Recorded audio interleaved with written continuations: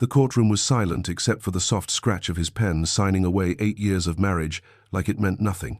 He didn't even look at me, not once. He just smiled, that confident, satisfied smile that said he'd finally defeated me. I had no job, no savings, no family left to speak for me, and he was certain I was about to walk out with nothing. What he didn't know was that this divorce wasn't the end of my story. It was the moment everything began. Before we continue, let us know in the comments where you're watching from. We'd love to hear from you. And if you're new here, click on the subscribe button so you never miss any of our upcoming videos. Her name was Sarah Mitchell, and if you had met her 8 years ago, you would have thought she had it all figured out. She was 26, working as a marketing consultant for a mid-sized firm in Chicago, living in a small but cozy apartment near Lincoln Park. She loved her independence. Saturday mornings meant coffee at the corner cafe, reading the paper, planning weekend trips with friends. She had her own money, her own dreams, her own voice. And then she met David Thompson at a company networking event. He was charming, articulate, and ambitious. He wore tailored suits and spoke about building empires. He listened when she talked, remembered small details, sent flowers to her office just because. Within 3 months, they were inseparable. Within 6, he proposed. Everyone said they were the perfect match. Her friends gushed over the engagement ring, a stunning emerald-cut diamond that caught the light in every room. Her co-workers threw her a bridal shower filled with laughter and champagne. Even her father, a man who rarely showed emotion, smiled warmly when David asked for his blessing. Sarah felt like she was living in a dream, the kind where everything falls into place exactly as it should.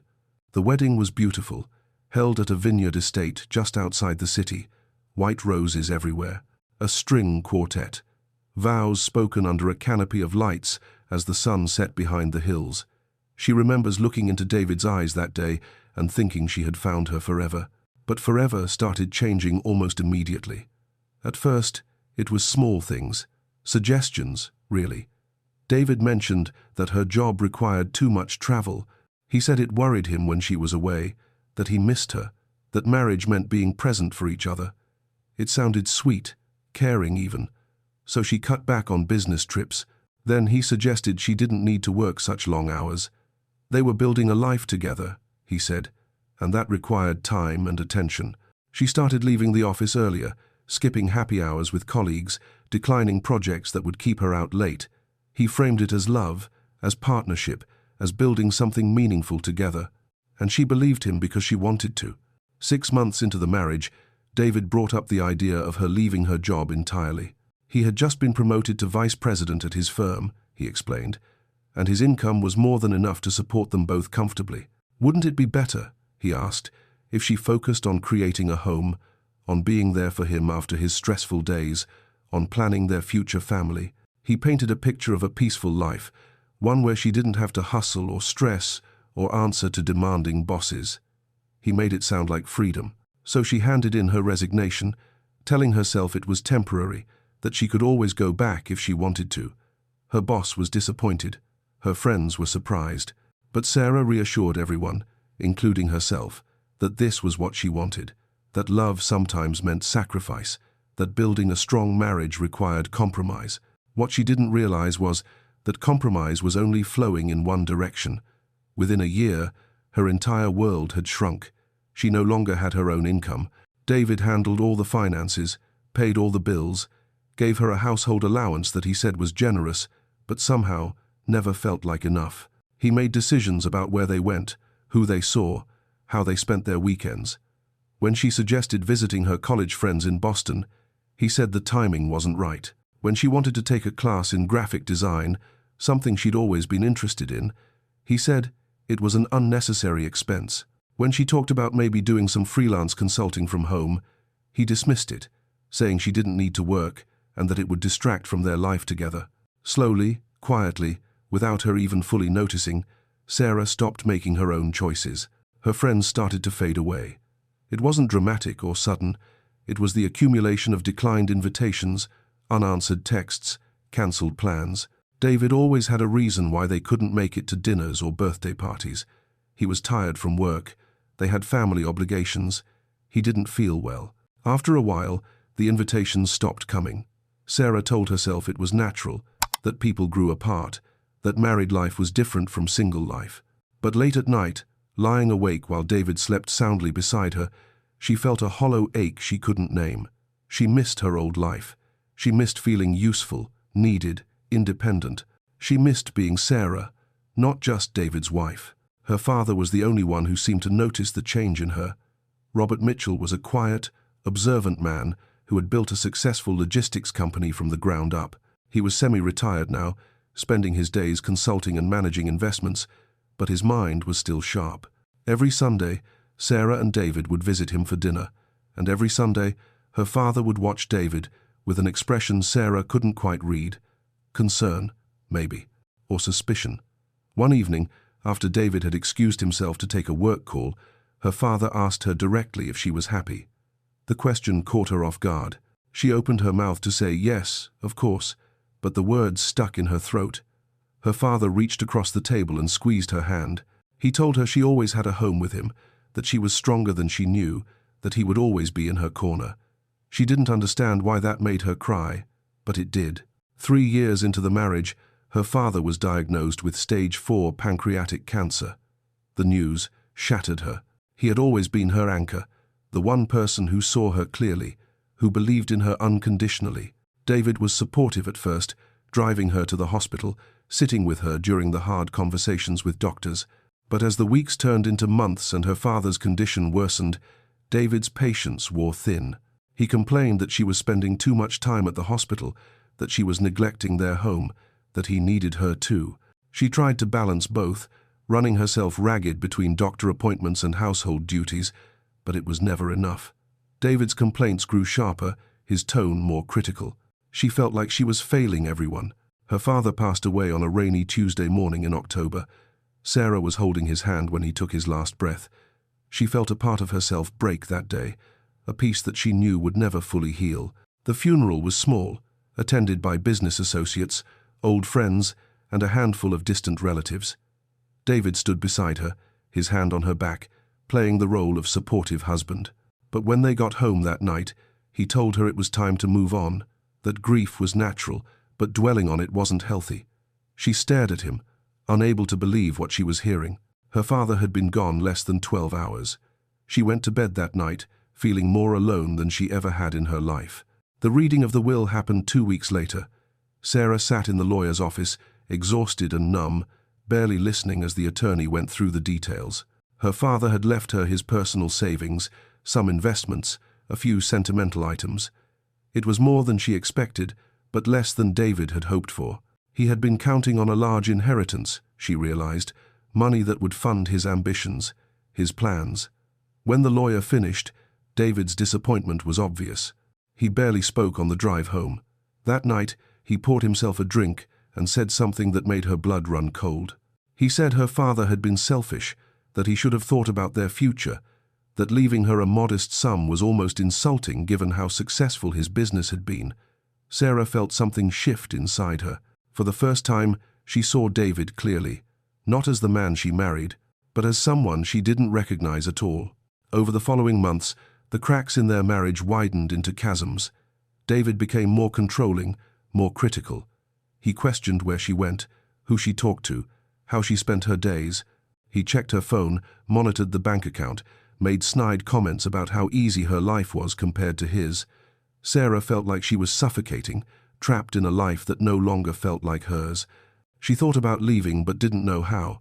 She had no income, no recent work experience, no financial safety net. Every door felt closed, and David knew it. He reminded her constantly, in small ways and large, that she needed him, that she had nowhere else to go, that she should be grateful for the life he provided. Then one night, while David was away on a business trip, Sarah couldn't sleep. She sat in the home office, staring at old photos on her laptop, remembering who she used to be. On impulse, she opened David's desk drawer, looking for nothing in particular. That's when she found the bank statements, accounts she didn't know existed, transfers she had never seen, large sums of money being moved regularly into an account under only his name. Her hands trembled as she read through the documents. David had been hiding money from her for years, systematically draining their joint accounts and funneling everything into his private holdings. If they ever divorced, she realized, he had made sure she would walk away with almost nothing. The betrayal was staggering, but so was the clarity. She finally understood. This wasn't a marriage. It was a prison, and she had been an inmate all along. Sarah didn't confront David about the hidden accounts. Not yet. Something inside her, some instinct for self-preservation she didn't know she still had, told her to stay silent, to watch, to learn. She put the statements back exactly where she found them and closed the drawer. When David came home from his trip 2 days later, she greeted him normally, asked about his meetings, made dinner. He didn't suspect a thing. And that's when Sarah realized something crucial. He underestimated her.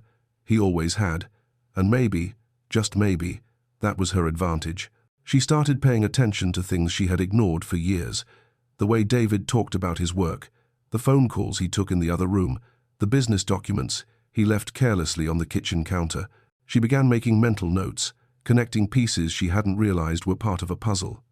David worked for Harrison Logistics, the company her father had founded and built over 30 years. After her father's death, the board had promoted David to Chief Operating Officer, a position that came with significant power and a seat on the board of directors.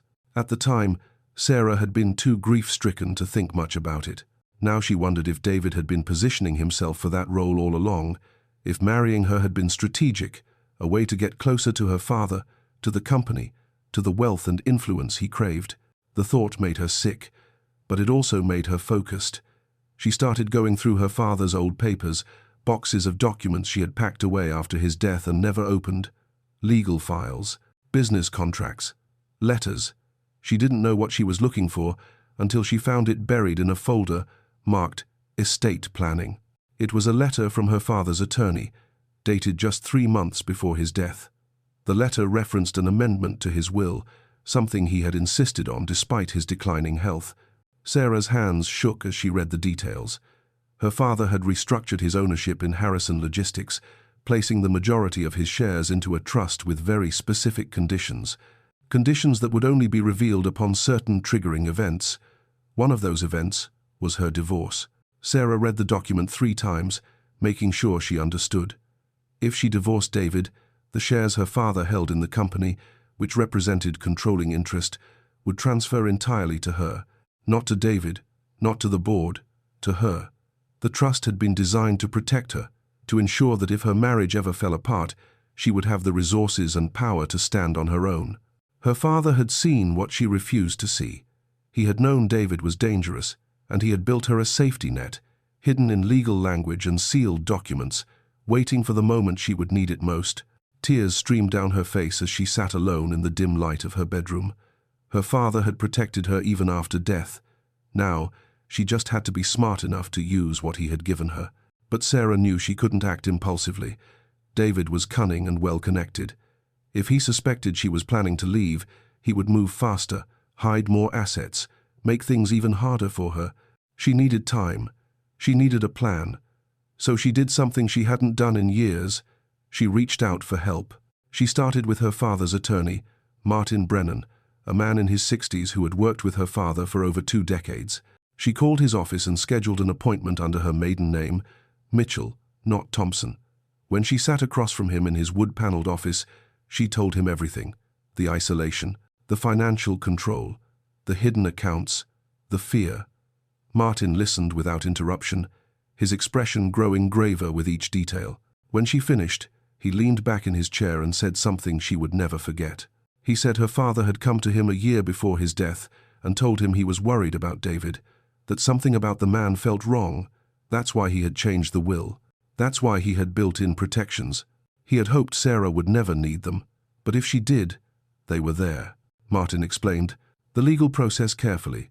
If Sarah filed for divorce, the trust provisions would activate automatically. The shares would transfer to her name within 30 days of the divorce being finalized. But here was the critical part. David didn't know about the amendment. The original will, the one that had been read aloud at the public reading, made no mention of the trust or the conditions. The amended version was sealed, only to be opened by the presiding judge during divorce proceedings if a divorce was ever filed. It was a legal safeguard her father had insisted on, a way to protect Sarah from retaliation or manipulation before the truth came out. David believed the company shares had passed to the board upon her father's death, with him as COO holding significant proxy power. He had no idea that Sarah was actually the majority owner, waiting in the wings. Sarah left Martin's office that day with a folder full of documents and a plan. She would file for divorce, but she would do it carefully, quietly, without giving David any warning. She would let him think he had won, that he had outmaneuvered her, that she was walking away with nothing. And then, in the courtroom, when the judge opened that sealed envelope, everything would change. It was risky. It required patience. But for the first time in years, Sarah felt something she had almost forgotten: hope. Over the next 3 months, Sarah played her role perfectly. She was the dutiful wife, the quiet presence in David's life, the woman he had molded into submission. But behind the scenes, she was preparing. She met with Martin regularly, always during the day when David was at work, always in different locations to avoid suspicion. She gathered copies of financial documents, photographed bank statements, recorded dates and amounts of suspicious transactions. She reached out to a few of her father's old business associates, people who had known him well and respected his judgment. She didn't tell them everything, but she asked questions, learned about the company's current operations, understood the power dynamics at play. Slowly, carefully, she built a case. She also started taking care of herself again, small things at first. She began going for walks in the morning, reclaiming a piece of her day that was just hers. She started reading again, books she checked out from the library so David wouldn't see them on her credit card statement. She reconnected with one old friend, Emma, who she hadn't spoken to in over 2 years. They met for coffee one afternoon, and Emma cried when she saw her, saying she had been so worried that she thought Sarah had disappeared. Sarah apologized, explained as much as she could without revealing her plan, and promised she was finding her way back. Emma hugged her tightly and told her she was stronger than she knew. Sarah held on to those words like a lifeline. David noticed none of it. He was too consumed with his own ambitions, too confident in his control over her. He talked constantly about his plans for the company, how he was going to expand operations, acquire competitors, take Harrison Logistics to the next level. He spoke as if it was already his, as if her father's legacy was just a stepping stone for his own empire. Sarah listened and nodded and said nothing. Inside, she counted down the days. The hardest part was the loneliness. There were nights when she lay awake, terrified that she was making a mistake, that she didn't have the strength to go through with it, that David would somehow find out and destroy her before she could act. She thought about her father constantly, wishing he was there to guide her, to tell her she was doing the right thing. But then she would remember his hand squeezing hers across the dinner table, his voice telling her she was stronger than she knew, and she would find the courage to keep going. 4 months after finding the hidden bank statements, Sarah was ready. Martin had prepared all the paperwork. The divorce petition was drafted, citing irreconcilable differences and requesting a fair division of assets. There was no mention of the trust, no hint of what was coming. Sarah signed the documents with a steady hand, her signature feeling like both an ending and a beginning. Martin filed the petition with the court on a Tuesday morning. David was served with the papers at his office that afternoon. Sarah wasn't there to see his reaction, but she could imagine it. Shock, anger, and then, quickly, confidence. Because David believed he held all the cards. He believed she had nothing. He believed he had already won. The weeks leading up to the court date were tense. David moved out of the house immediately, refusing to speak to her except through his attorney. He made no attempt to negotiate or reconcile. Instead, his legal team came out swinging, painting Sarah as financially dependent, unskilled, and undeserving of any significant assets. They argued that she had contributed nothing to the marriage financially, that David had supported her entirely, that she should receive only the minimum required by law. His attorney even suggested she was mentally unstable, pointing to her father's recent death and claiming she was making irrational decisions out of grief. It was cruel and calculated, designed to humiliate her into submission. But Sarah didn't flinch. She let them say whatever they wanted, because she knew what was coming. Martin prepared her for the courtroom, walking her through what to expect, how to answer questions, how to stay calm under pressure. He reminded her that the moment the judge opened the sealed amendment, everything would shift. But until that moment, she had to hold steady. She had to let David believe he was winning.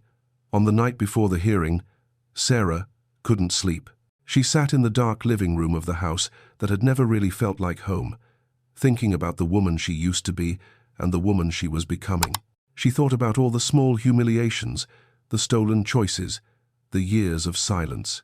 And she thought about her father, about the way he had loved her, protected her, believed in her, even when she stopped believing in herself. She whispered a promise into the darkness. She would not let him down. She would not let herself down. Tomorrow, she would take back her life.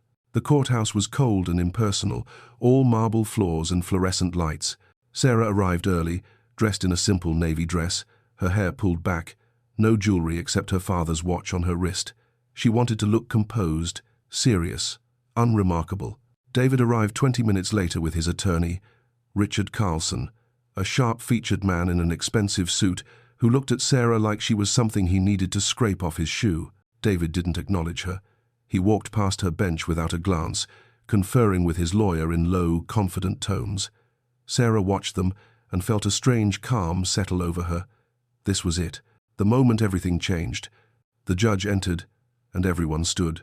Judge Patricia Hendricks was a woman in her late 50s, with steel-grey hair and an expression that suggested she had seen every trick in the book and wasn't impressed by any of them. She took her seat, reviewed the case file briefly, and then looked up at both parties. She explained that this was a dissolution of marriage hearing, that both sides had submitted their arguments and financial disclosures, and that she would be reviewing all relevant documents before making her determinations. Her voice was measured, professional, almost bored. Sarah's heart pounded in her chest, but she kept her face neutral. David's attorney went first, laying out their argument with practiced ease. He painted a picture of a marriage where David had been the sole provider, the responsible party, the one who had built a stable life while Sarah had chosen not to work. He presented financial records showing David's income, his contributions, his assets. He argued that Sarah was entitled to minimal spousal support for a limited time, just enough to help her transition back into the workforce. He made it sound reasonable, even generous. He never mentioned the hidden accounts, the money David had moved, the control he had exerted, and Sarah's attorney, Martin, didn't bring it up either. Not yet. When it was Martin's turn, he kept it simple. He stated that Sarah was requesting a fair division of all marital assets, including any holdings in Harrison Logistics that were acquired during the marriage. David's attorney objected immediately, arguing that Harrison Logistics was not a marital asset, that the company had belonged to Sarah's father and was now held by the corporate board. Martin didn't argue. He simply said that there were documents relevant to the case that the court needed to review, and he respectfully requested that the judge examine the sealed amendment to Robert Mitchell's will, which had been filed with the court as part of the divorce proceedings. The courtroom went quiet. David leaned over to his attorney, whispering urgently. Carlson looked annoyed but not concerned.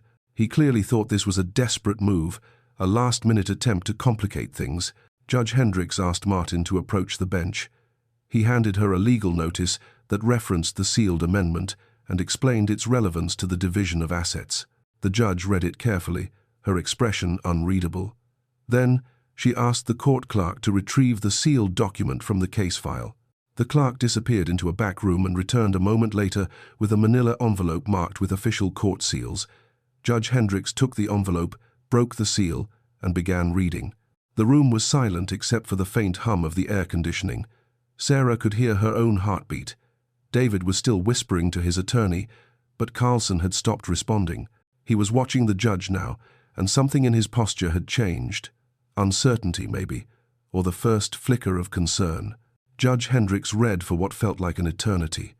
Then she looked up, her gaze moving from Sarah to David and back again. She cleared her throat and addressed the courtroom. She stated that the sealed document was an amendment to the last will and testament of Robert Mitchell, executed 4 months before his death and properly witnessed and notarized. The amendment contained provisions regarding the distribution of shares in Harrison Logistics, which constituted a controlling interest in the company. She explained that the original will had transferred those shares to a trust, but the amendment stipulated specific conditions under which those shares would be released. And one of those conditions, she read aloud, was the dissolution of Sarah Mitchell Thompson's marriage to David Thompson. The courtroom erupted. David shot to his feet, his face red, shouting that this was impossible, that he had never been informed, that the will had already been executed and settled. His attorney was frantically flipping through papers, trying to understand what had just happened. Judge Hendricks banged her gavel sharply, demanding order. She stated clearly and firmly that the amendment was legally binding, that it had been properly filed and sealed per the instructions of the deceased, and that its conditions were now in effect. As of the finalization of this divorce, she declared, Sarah Mitchell Thompson would assume sole ownership of 51% of Harrison Logistics, giving her controlling interest and full authority over all major business decisions. The silence that followed was deafening. Sarah felt like she was floating, like she was watching the scene from outside her own body. David turned to look at her for the first time since they had entered the courtroom. His expression was something she had never seen before: shock, disbelief, and underneath it all, fear. He opened his mouth to speak, but no words came out.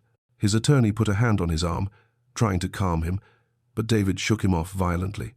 He took a step towards Sarah, his hands trembling, his voice shaking, when he finally managed to speak.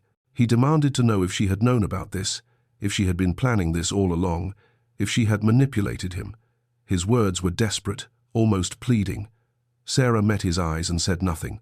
She didn't owe him explanations. She didn't owe him anything. Judge Hendricks continued, addressing the division of remaining assets. She noted that given the substantial business holdings now under Sarah's control, the marital assets would be divided equitably, with considerations for both parties' contributions and needs. However, she made it clear that the shares in Harrison Logistics were not subject to division. They belonged solely to Sarah, per the explicit terms of her father's amendment. David's attorney tried to object, arguing that this was unfair, that David had worked for the company, that he deserved compensation for his contributions. Judge Hendricks cut him off. She stated that employment and ownership were separate matters, that David's compensation for his work was his salary and benefits, and that he had no legal claim to ownership shares that were never marital property to begin with. David was spiraling now, his composure completely shattered. He accused Sarah of being vindictive, of destroying his career, of taking everything he had worked for. Martin stood and calmly reminded the court that David had been systematically hiding marital assets in private accounts, a fact that was documented in the financial disclosures Sarah's team had submitted. He suggested that if anyone had attempted to take more than their fair share, it was Mr. Thompson. David's attorney tried to deny it, but Martin produced copies of the bank statements, the wire transfers, the secret accounts. The evidence was undeniable. Judge Hendricks reviewed the documents with a deepening frown. She stated that she would be ordering a full financial audit and that any assets David had hidden would be returned to the marital estate for proper division. She also noted that deliberate concealment of assets could result in additional penalties. David's face went pale. The hearing concluded with Judge Hendricks setting a date for the final divorce decree and ordering both parties to cooperate with the financial audit. She advised them to settle the remaining details through their attorneys and dismissed the court. As people began filing out, Sarah remained seated, her legs suddenly weak, her hands still gripping the edge of the table. Martin leaned down and quietly told her she had done it, that it was over, that she had won. Sarah nodded, but the word won felt strange. She hadn't won anything. She had simply taken back what was always supposed to be hers. David tried to approach her in the hallway outside the courtroom, but his attorney pulled him back, warning him not to make things worse. David stood there, 20 feet away, staring at Sarah with an expression that was equal parts rage and devastation. He had lost. Not just the company, not just the money, but the control, the power, the image of himself as the winner. He had underestimated her, dismissed her, believed she was too weak, too broken to fight back, and now he was the one left with nothing. Sarah looked at him one last time, and for a moment she felt something unexpected. Not satisfaction, not even anger, just sadness. Sadness for the years she had lost, for the woman she had been forced to become, for the marriage that was never real. Then she turned and walked away, Martin beside her, and she didn't look back. The weeks following the hearing were a blur of legal meetings, financial audits, and business transitions. The story of the courtroom upset spread quickly through Chicago's business circles. David Thompson, the ambitious COO who had been positioning himself to take over Harrison Logistics, had been blindsided by his own wife, or rather, ex-wife. The company's board of directors called an emergency meeting, and Sarah attended for the first time as the majority shareholder. She walked into that boardroom, a space her father had occupied for decades, and felt his presence in every corner. The board members were cautious, uncertain how to treat her. Some had known her since she was a child. Others only knew her as David's wife, the quiet woman who attended company holiday parties and said little. Now, she was their boss. Sarah didn't waste time with pleasantries. She stated clearly that she intended to take an active role in the company's operations and that there would be changes. She reviewed David's recent proposals, expansions he had been pushing that would have overextended the company's resources and put employees at risk. She cancelled them. She also requested a full review of all contracts David had signed in the past 2 years, suspecting that some of them had been more beneficial to him personally than to the company. The audit confirmed her suspicions. David had been positioning himself to profit from deals that would have undermined Harrison Logistics' long-term stability. The board was shocked. Sarah was not. She had seen who David really was. Now everyone else was seeing it too. David was fired within a week. The board voted unanimously to terminate his employment, citing breach of fiduciary duty and conflicts of interest. He threatened lawsuits, made angry calls, sent threatening emails, but his legal position was weak, and his reputation was destroyed. Other companies in the industry heard what had happened. No one wanted to hire a COO who had tried to manipulate his way into ownership and had been exposed in such a public, humiliating way. David's career, the thing he had sacrificed everything for, the thing he had built his entire identity around, was over. Sarah heard through mutual contacts that he had left Chicago, moved to another state, was trying to start over somewhere. No one knew his name. She felt a pang of something, maybe pity, but it passed quickly. He had made his choices. Now he was living with the consequences. Sarah, on the other hand, was stepping into a role she had never imagined for herself. She spent long days at the office, learning the business from the ground up, meeting with department heads, understanding logistics operations, supply chains, contracts, employees. It was overwhelming at first. She had been away from professional life for so long, and this wasn't just any job. This was her father's legacy. She felt the weight of it constantly, but she also felt something else: purpose. For the first time in years, she had a reason to get up in the morning that was hers alone. She wasn't doing this for David or for anyone else. She was doing it for herself and for her father's memory. She made mistakes, of course.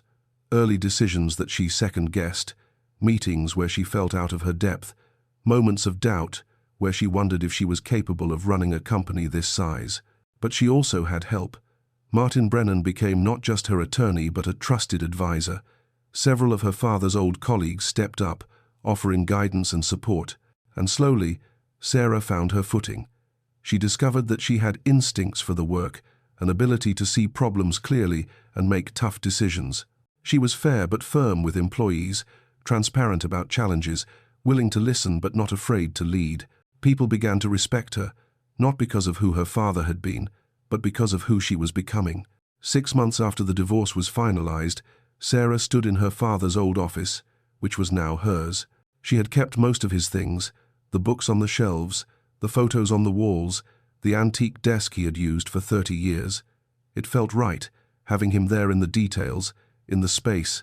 She looked out the window at the city skyline, the same view her father must have seen thousands of times, and she felt a wave of gratitude so strong it brought tears to her eyes.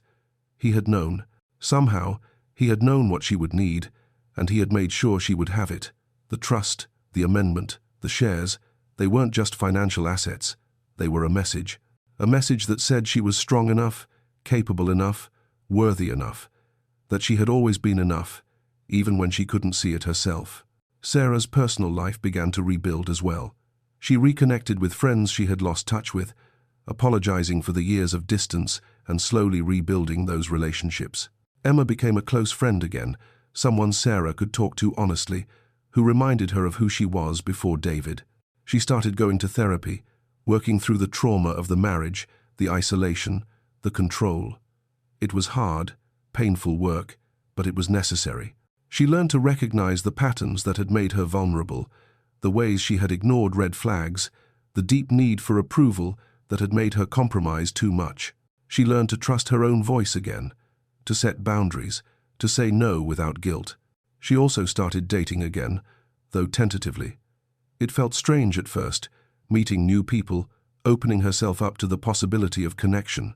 She went on a few awkward coffee dates, had some pleasant conversations that went nowhere, and mostly just focused on getting comfortable being alone without being lonely. She realized she didn't need a partner to feel complete. That realization was freeing. She was whole on her own.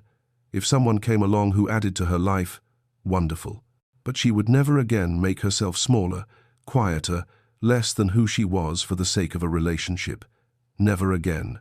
1 year after the divorce, Harrison Logistics was thriving under Sarah's leadership. She had restructured several departments, invested in new technology, and improved employee benefits and working conditions. Retention rates were up, morale was higher, revenue was growing steadily. Sarah was featured in a business magazine article titled "The Quiet Comeback: How Sarah Mitchell Rebuilt Her Father's Legacy." She almost didn't do the interview, uncomfortable with the attention, but Martin convinced her that sharing her story might help others. So she sat down with the reporter and talked honestly about the marriage, the control, the isolation, and the way she had found her strength again. The article went viral. Sarah received hundreds of emails from women who said they saw themselves in her story, who were inspired to leave bad situations, who thanked her for being honest about how hard it was and how possible it was to rebuild. Sarah realized then that her story wasn't just hers. It belonged to every woman who had ever felt trapped, erased, invisible. Every person who had been told they were too weak, too dependent, too broken to stand on their own. She started speaking at events, not as a CEO or a businesswoman, but as someone who had survived and rebuilt. She partnered with organizations that supported women leaving abusive relationships, donated money and resources, used her platform to shine a light on issues that mattered. She wasn't trying to be a hero. She was just trying to help, the way her father had helped her, the way Martin had helped her, the way so many people had shown up for her when she needed it most. There were still hard days, of course. Days when the memories felt too heavy, when she questioned her decisions, when she felt the loneliness of being a leader in a way she never expected. Days when she missed the simplicity of her old life. Before David, when her biggest worry was meeting a project deadline or deciding which restaurant to try on Saturday night.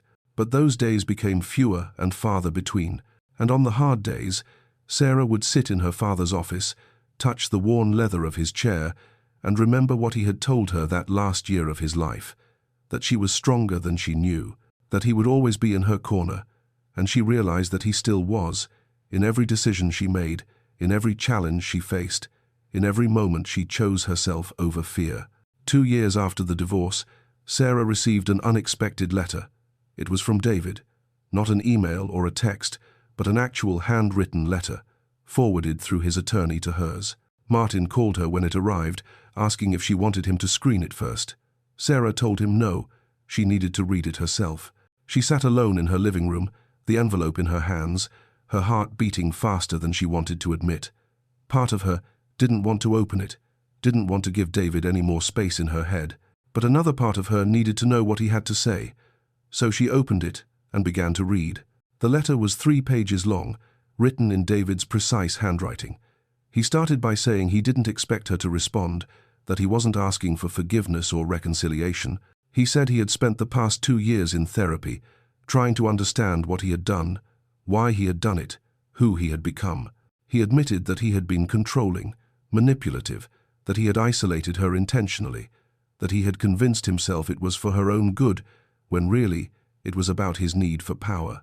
He said he had been raised in a home where love was conditional, where success was the only thing that mattered, where showing vulnerability was weakness. He had spent his whole life trying to prove himself, trying to win, trying to be enough, and somewhere along the way, he had lost sight of what actually mattered.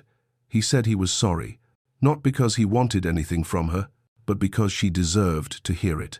He said she had been right to leave, right to protect herself, right to take back her life. He said he hoped she was happy, and he meant it. Sarah read the letter twice, then set it down on the coffee table. She sat there for a long time, processing what she felt. Anger. Yes, still some anger. Sadness for the years lost, for the person she had been, for the marriage that was never real. But also something unexpected, a kind of closure. David's apology didn't undo the harm. It didn't erase the trauma or the pain, but it was an acknowledgement, a recognition that what happened was real and wrong, and maybe that was all she needed from him. She folded the letter carefully, put it back in the envelope, and placed it in a drawer. She didn't throw it away, but she didn't display it either. It was just there, a part of her history, something that happened but didn't define her anymore. She never wrote back. She didn't need to. That chapter of her life was closed, not with bitterness or hatred, but with acceptance. David was living his life somewhere else, working through his own issues, trying to become someone better. Sarah hoped he succeeded, not for her sake, but for his, and for anyone who might be in his life in the future. But she didn't need to be part of that journey. Her path was her own now, and it led forward, not back. 3 years after the divorce, Sarah met someone. His name was Marcus Reed, and he was an environmental consultant working on a sustainability project with Harrison Logistics. They met in a conference room during a presentation about reducing carbon emissions in the supply chain. Sarah was impressed by his knowledge, his passion for the work, the way he listened to everyone's input before offering his own. After the meeting, they talked in the hallway about the challenges of balancing profitability with environmental responsibility. The conversation was easy, engaging, free of pretense. Marcus treated her like a colleague, not like a CEO or a woman he was trying to impress, just a person with ideas worth hearing. They started having coffee occasionally, talking about work and then gradually about other things, books they were reading, places they wanted to travel, childhood memories, hopes for the future. Sarah was cautious at first, hyper-aware of red flags, watching for signs of control or manipulation. But Marcus was different. He encouraged her opinions, respected her boundaries, never made her feel like she owed him anything. When she told him, months into their friendship, about her marriage and the divorce, he listened without judgment. He said he was sorry she had gone through that, and then he asked her what she had learned from it, not in a condescending way, but with genuine curiosity. Sarah appreciated that. She didn't want pity. She wanted to be seen as someone who had survived and grown, not just as a victim. Their relationship developed slowly, organically. There was no grand romantic gesture, no moment where everything suddenly clicked. It was more like a gradual realization that they made each other's lives better, that being together felt natural and right. Marcus had his own career, his own friends, his own life. He didn't need Sarah to complete him, and she didn't need him to complete her. They were two whole people who chose to share their lives, to support each other, to build something together based on mutual respect and genuine affection.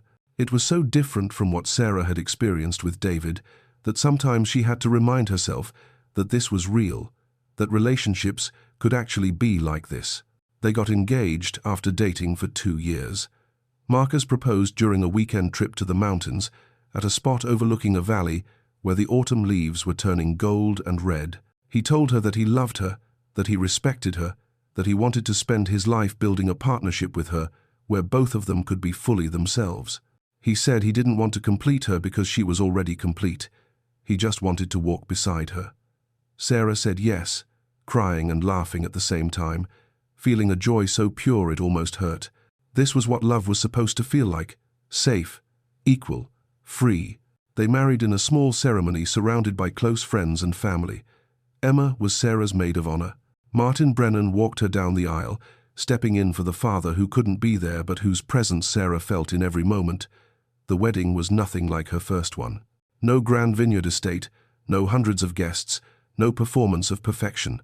Just people who loved them, who had supported them, who genuinely wanted them to be happy.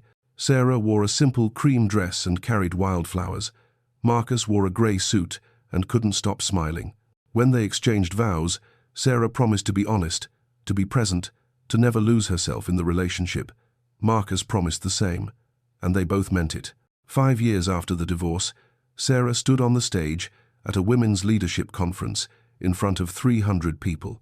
She had been invited to speak about her journey, from isolation to independence, from victim to survivor to leader. She was nervous, palms sweating, heart racing. Public speaking still didn't come naturally to her, but she had learned that the most important things rarely did. She took a deep breath and began. She told her story honestly, without sugarcoating the pain or exaggerating the triumph. She talked about the slow erosion of self, the way control can masquerade as care, the years it took to recognize what was happening. She talked about her father's final gift, the trust that saved her, the way sometimes the people who love us protect us in ways we don't understand until we need it most. She talked about the courtroom, the moment everything shifted, the look on David's face when he realized he had lost. She talked about the aftermath, the hard work of rebuilding, the therapy, the mistakes, the small victories. She talked about learning to run a company she never expected to lead, about discovering strengths she didn't know she had. She talked about Marcus, about what healthy love actually looks like, about the difference between a partner and a controller. And then she looked out at the audience, at the women of all ages watching her with tears in their eyes and hope on their faces, and she said something she needed them to hear. She said that if you are in a situation where you feel small, invisible, trapped, you are not crazy, you are not weak, you are not imagining it, and you are not alone. She told them that leaving is hard, that rebuilding is harder, that there will be days when you question everything and wonder if you made the right choice. But on the other side of that fear, she said, is a life that belongs to you. A life where you make your own decisions, where you trust your own voice, where you don't have to shrink yourself to make someone else comfortable. She told them that it's never too late to start over, that you don't need to have all the answers or a perfect plan. You just need to take the first step, and then the next one, and then the next. She told them that they are stronger than they know, braver than they feel, and more capable than anyone has told them. And she told them that she believed in them, the way her father had believed in her, the way she now believed in herself. The standing ovation lasted 3 minutes. Women came up to her afterward, some crying, some just wanting to shake her hand, some sharing their own stories in whispered, hurried voices. Sarah listened to each one, looked them in the eyes, told them she saw them. She handed out business cards, not for her company, but with the contact information for domestic violence resources, legal aid organizations, therapists who specialized in trauma. She stayed until the last person had spoken to her, until every question had been answered, until every hand had been held. And when she finally walked out of that conference center into the cool evening air, Marcus waiting for her by the car, she felt something she had spent years searching for. Peace, not the absence of struggle or pain or difficulty, but the deep, settled peace of knowing who she was and what she stood for, of knowing she had survived the worst and built something meaningful from the ashes. 7 years after the divorce, Sarah sat in a cafe in Lincoln Park, the same neighborhood where she had lived when she was 26 and working her first real job. She came here sometimes when she needed to think, to remember where she had started, to ground herself in the journey. She ordered the same coffee she used to get back then, a simple latte, and sat by the window watching people walk by.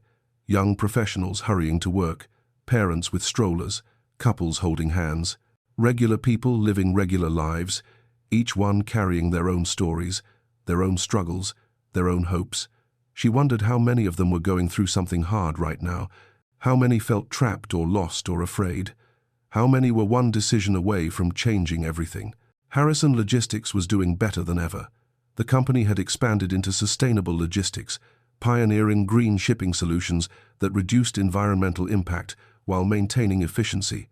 Sarah had led that transformation, pushing the company into the future while honoring her father's original vision of treating employees well and serving clients honestly. They had been featured in business journals, won industry awards, become a model for ethical corporate leadership. Sarah was proud of that, genuinely proud. But it wasn't the professional success that meant the most to her. It was the letters she received from employees thanking her for creating a workplace where they felt valued. It was the young women who reached out saying her story had given them the courage to leave bad situations. It was the legacy of kindness and strength that she was building, brick by brick, choice by choice. Her personal life was full in ways she had never imagined during those dark years of her marriage to David. She and Marcus had a daughter now, a bright, curious 3-year-old named Claire, named after Sarah's mother, who had passed away when Sarah was young. Claire had her grandfather's eyes and her mother's stubborn determination. She was growing up in a home where love was freely given, where emotions were talked about openly, where she saw her mother go to work every day and lead with confidence. Sarah hoped Claire would never have to learn the lessons Sarah had learned the hard way, but if she did, Sarah would be there to help her through it, the way her father had tried to be there for her. Marcus was still the same steady, supportive partner he had been from the beginning. He had his own successful career now, consulting for major corporations on sustainability initiatives. They supported each other's work, celebrated each other's successes, and navigated the challenges of parenting and careers and life with honesty and humor. They argued sometimes, of course, disagreed about decisions, got frustrated with each other, had moments of tension, but it was different, fundamentally different, because underneath it all was respect, partnership, equality. Sarah never felt small in her marriage to Marcus. She felt seen, heard, valued. That was worth everything. She thought about David sometimes, though less and less as the years passed. She had heard through the grapevine that he had remarried, was working for a smaller company in another state, seemed to be doing okay. She genuinely hoped he had changed, that he had done the work to become someone better. Not everyone does. Some people stay stuck in their patterns, repeating the same mistakes with different people. But some people genuinely grow and change. Sarah liked to believe David was one of them, though she would never know for sure, and that was fine. He was part of her past, a chapter that shaped her but didn't define her. She had made peace with that. What Sarah thought about more often was her father. She wished he could see what she had built, the woman she had become, the life she was living. She wished he could meet Claire, could see Harrison Logistics thriving, could know that his final act of protection had worked exactly as he intended. She visited his grave regularly, usually on Sundays, bringing fresh flowers and sitting on the grass beside his headstone.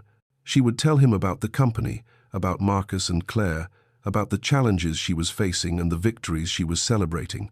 She would thank him for believing in her when she couldn't believe in herself. And sometimes, sitting there in the quiet of the cemetery, she would swear she could feel him there with her, proud and present, telling her one more time that she was stronger than she knew. Sarah had also reconnected with extended family she had lost touch with during her marriage to David. Cousins, aunts, uncles, who had tried to stay in contact but had been gradually shut out. They welcomed her back without judgment, just grateful to have her in their lives again. She hosted holidays now, big, chaotic gatherings where Claire ran around with her second cousins and the house filled with laughter and good food. It was messy and loud and perfect. Everything her marriage to David had never been. One afternoon, Sarah was going through old boxes in her attic, looking for photos to put together a family album for Claire. She found an old journal from her 20s, from before she met David. She sat down on the dusty attic floor and started reading, and it was like meeting a stranger.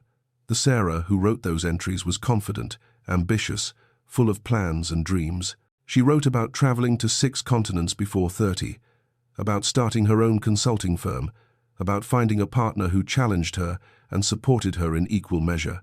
Sarah read those entries and felt a complicated mix of emotions, sadness for the woman who had gotten derailed, but also recognition, because that woman, that younger Sarah, with all her dreams and confidence, was still here. She had just been buried for a while.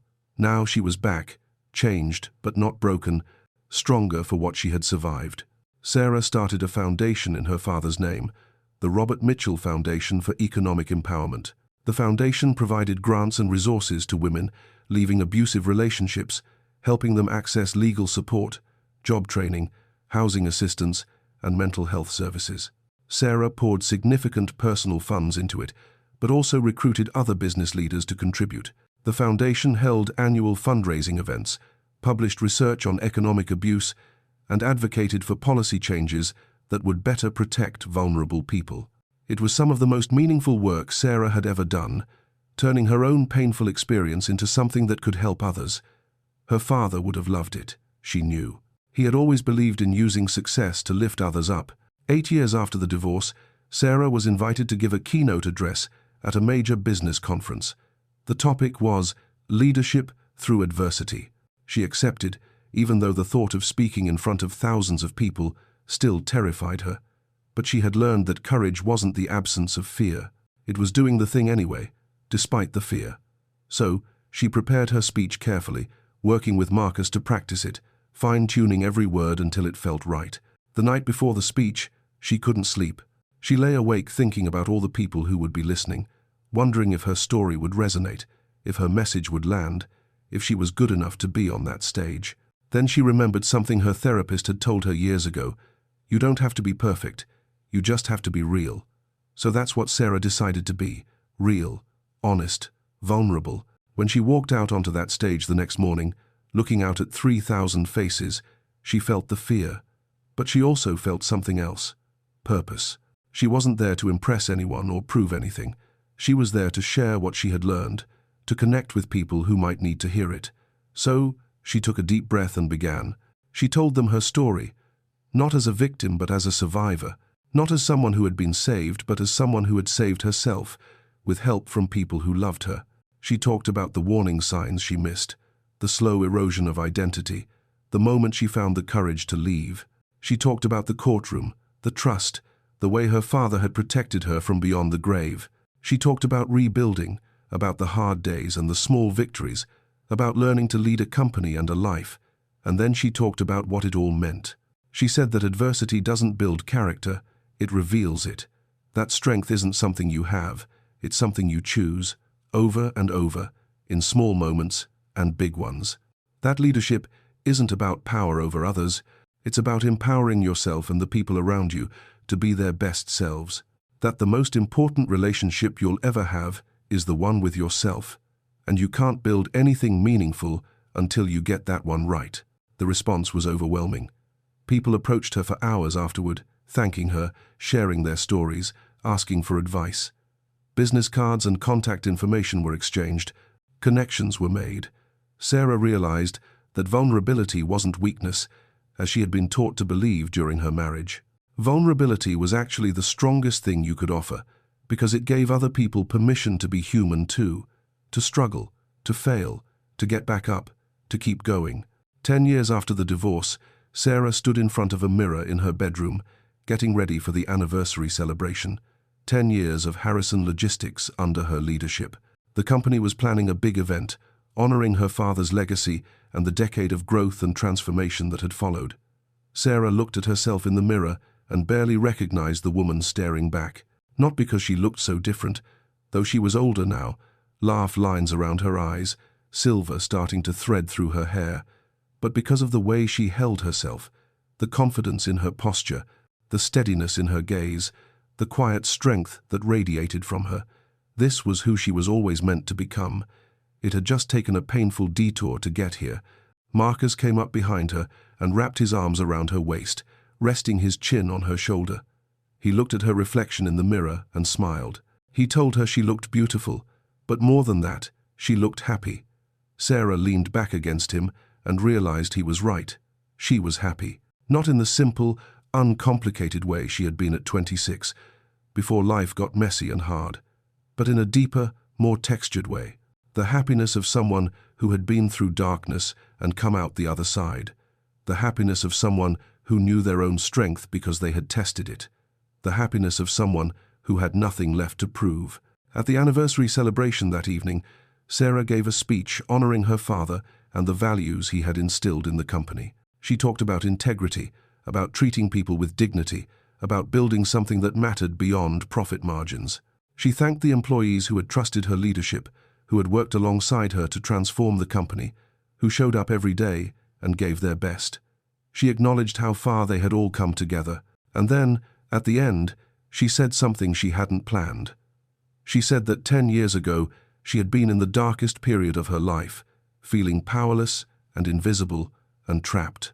She said she never could have imagined standing here today, leading a thriving company, surrounded by people she respected, living a life she was proud of.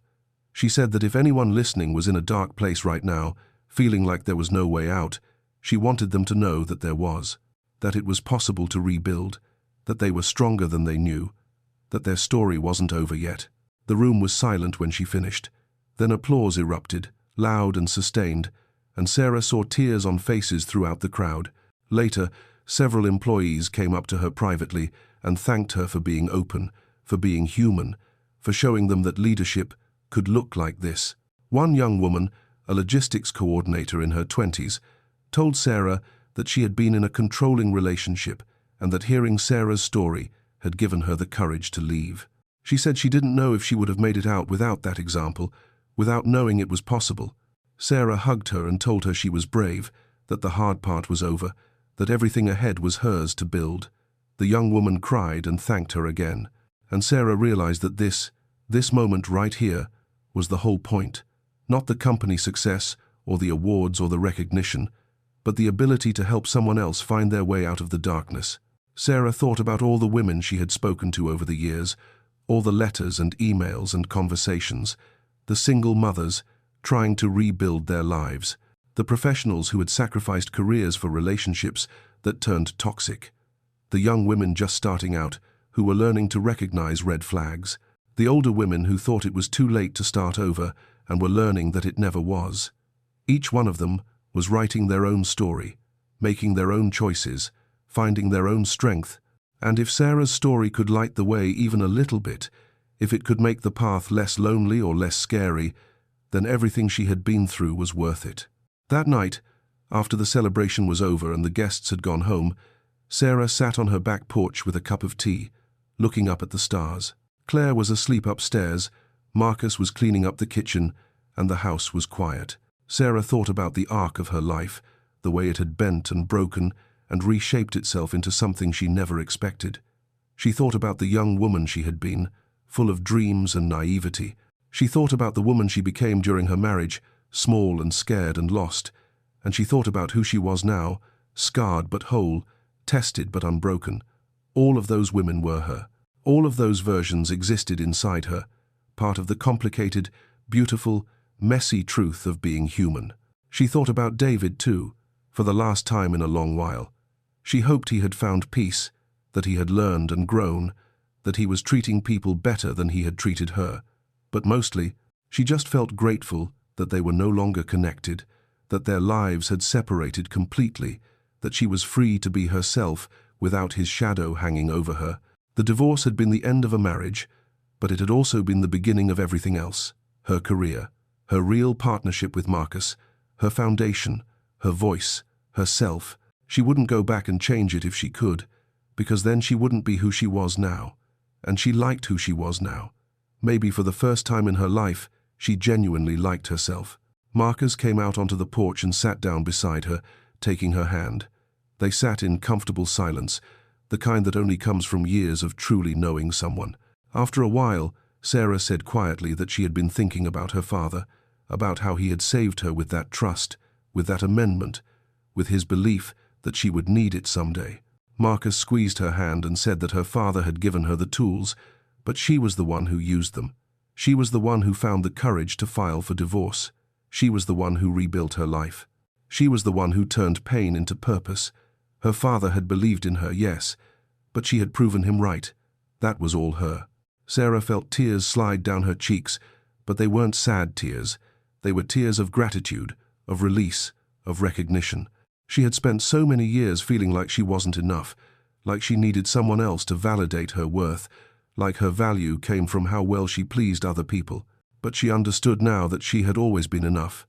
Even in her darkest moments, even when she couldn't see it, she had carried strength and resilience and worth inside her. It had just been buried, waiting for the right moment to emerge. And when that moment came, when she finally chose herself over fear, everything changed.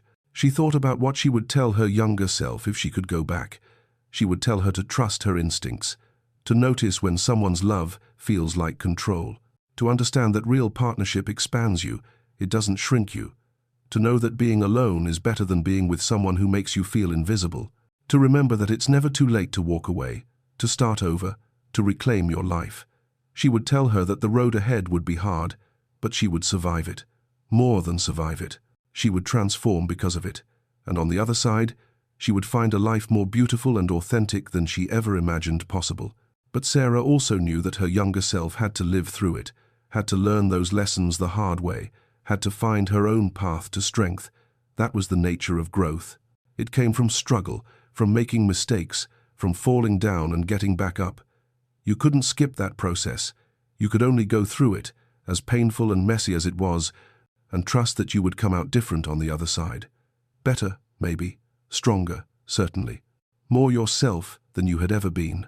As Sarah sat there under the stars with Marcus beside her and her daughter sleeping safely upstairs, she felt something settle deep in her chest, a sense of completion. Not because her story was over, there would be more chapters, more challenges, more growth ahead, but because she had finally made peace with all of it. The marriage, the divorce, the pain, the transformation. It was all part of her now, woven into the fabric of who she was, and she was no longer running from it or fighting against it. She was simply carrying it, the way you carry any profound experience that changes you, with acknowledgement, with acceptance, with grace. So what would you have done in Sarah's place? If you discovered that the person you trusted most had been systematically controlling and isolating you, draining your independence, making you feel small, would you have stayed, hoping things would change? Would you have confronted him immediately, risking everything without a plan? Or would you have done what Sarah did, played the long game, gathered your strength in secret, waited for the right moment to act? And here's the harder question. How many people in your life right now might be going through what Sarah went through? A friend you haven't heard from in months. A family member whose personality seems to have changed. A co-worker who's become quieter, more withdrawn. Would you notice? Would you reach out? Would you be the person who says, "I see you. I'm here. You're not alone"? Because sometimes that's all it takes. One person who notices, one person who cares enough to ask the hard questions. Sarah's story isn't just about escaping a bad marriage. It's about the slow, patient work of reclaiming yourself, of recognizing your own worth, even when someone has spent years trying to convince you that you have none, of understanding that strength isn't loud or dramatic. Sometimes it's just the quiet decision to keep going, to take one more step, to believe that tomorrow might be better than today. And sometimes, strength is accepting help when it's offered, whether that help comes from a father's trust, a lawyer's guidance, a friend's unwavering support, or a therapist's gentle questions. If Sarah's story moved you, if it made you think about your own life or the lives of people you care about, share your thoughts in the comments below. Your story might be exactly what someone else needs to hear today. Your experience, your struggle, your comeback could be the light that guides someone else out of their own darkness. We're all connected through these stories, through these shared experiences of falling and rising, of being broken and healing, of losing ourselves and finding our way back. And if you stayed until the end of this story, thank you. Thank you for caring about Sarah's journey, for investing your time and attention in understanding what she went through. If this tale resonated with you, if it made you feel something deep and true, then stay tuned. Because the next story we're going to share, it's about a man who thought he had buried his past so deep that no one would ever find it. But sometimes, the truth has a way of surfacing, and when it does, everything comes crashing down. You won't want to miss it. Until then, remember this: your story isn't over yet. No matter how dark things seem, no matter how trapped you feel, no matter how many years you've lost to someone else's control, it's not too late. You are stronger than you know, you are braver than you feel, and you are worthy of a life that belongs entirely to you. Don't let anyone, ever, convince you otherwise.